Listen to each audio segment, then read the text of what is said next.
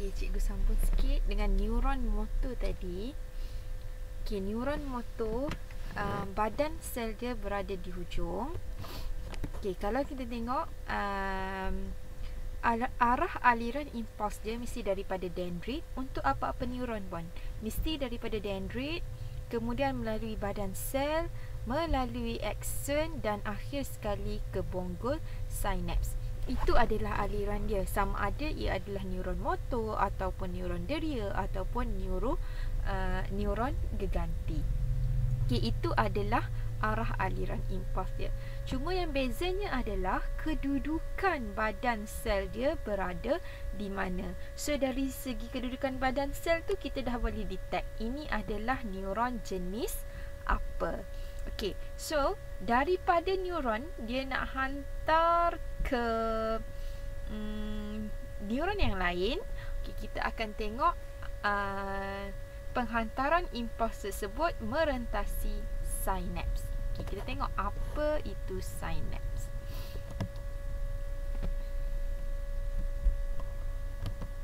Okay, so ini daripada saraf.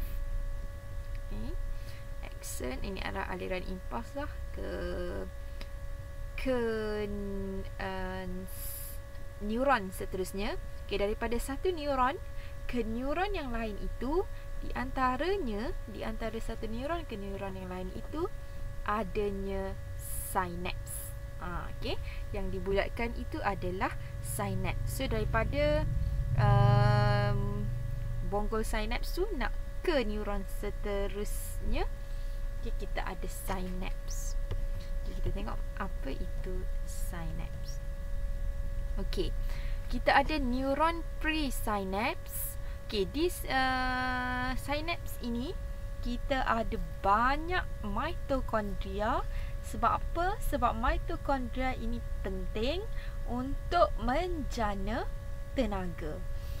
Okey, untuk menjana tenaga lah, sebab tenaga ini diperlukan untuk nak hantar impuls saraf tersebut daripada satu neuron ke neuron yang seterusnya. Okey, kita ada bonggol sinaps, maksudnya yang di luar tu adalah bonggol sinaps lah. Tadi kan ingat tak dekat struktur neuron di hujung tu ada bonggol sinaps kan? Yes, itu adalah bonggol sinaps yang di dalamnya ada banyak mitokondria dan juga ada vesicle sinaps. Di mana vesicle sinaps ini dia menyimpan neurotransmitter. So neurotransmitter itu sebenarnya adalah bahan kimia.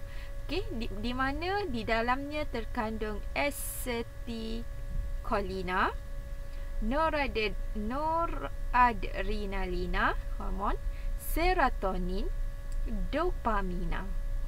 Okey, itu adalah bahan kimia yang terkandung dalam neurotransmitter. Lepas ni kita akan tengok macam mana dia berfungsi.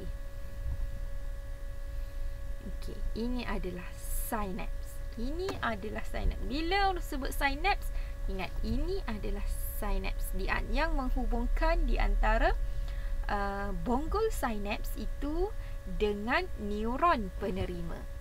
Okey, yang menghubungkan antara bonggol sinaps dengan neuron penerima ini adalah sinaps.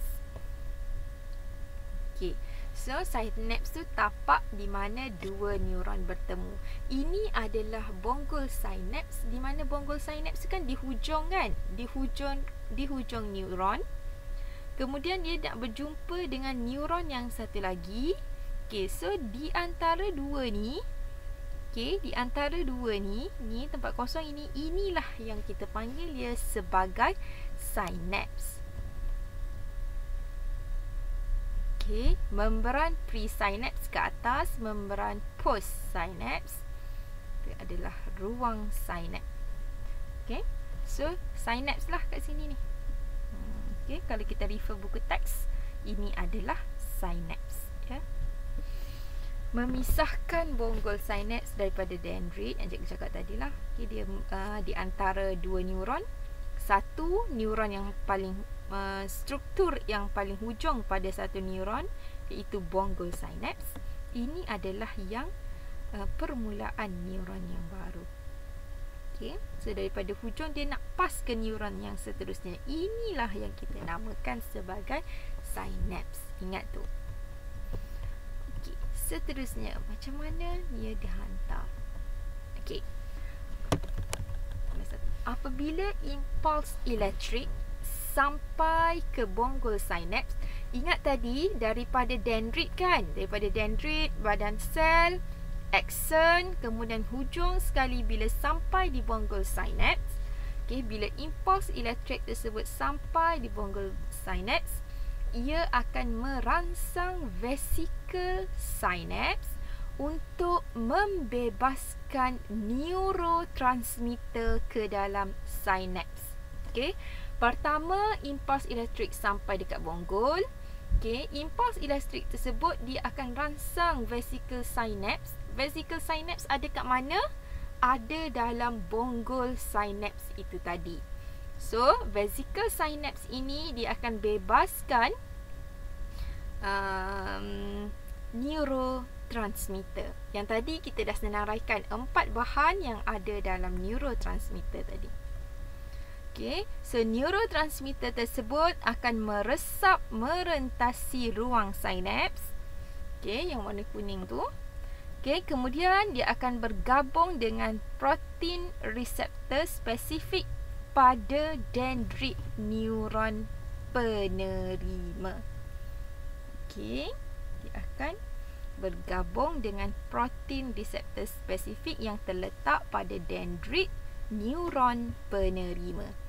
Ingat, ini yang warna biru ni bonggol sinaps. Ini adalah di hujung neuron pemberi.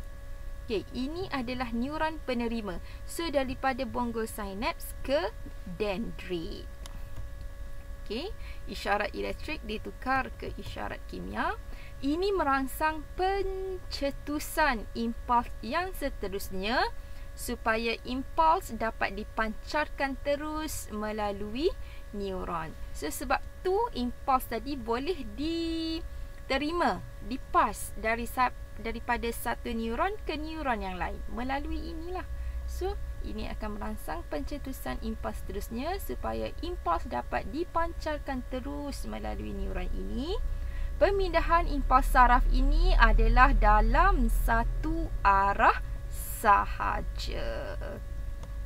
Okey, boleh ya? Okey, tengok lagi sekali. Impuls saraf elektrik terima kat sini. Kemudian dia merangsang vesikel sinaps untuk bebaskan neurotransmitter. Neurotransmitter meresap ke ruang sinaps. Kemudian dia bergabung dengan reseptor yang ada pada dendrit penerima. Kemudian dia akan merangsang impuls yang seterusnya. So, pemindahan impuls saraf ini adalah dalam satu arah sahaja. Okey, inilah macam mana impuls tersebut boleh dihantar daripada satu neuron ke neuron seterusnya.